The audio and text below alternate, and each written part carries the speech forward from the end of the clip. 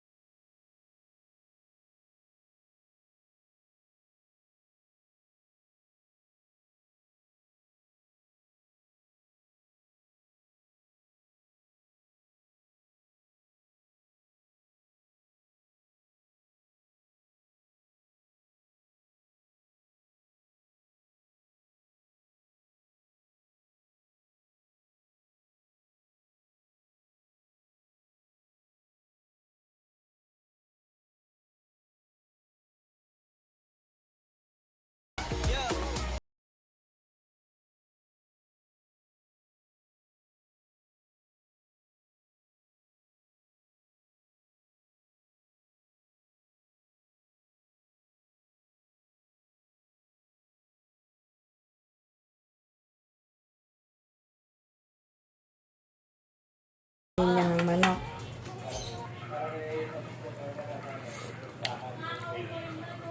Okay na siya. Patayin ko na yung apoy. Aking niluto na pininyahang manok. Kaya, tara na, kain na po tayo. Kuya, kain ka na. Dali na. Atak na, kuya. Hi, nanakay. Hi. So, hanggang dito na lang po ang aking vlog. Thank you po sa panonood. At kung hindi pa po nakakapag-subscribe, mag-subscribe na po kayo. Bye! Okay na.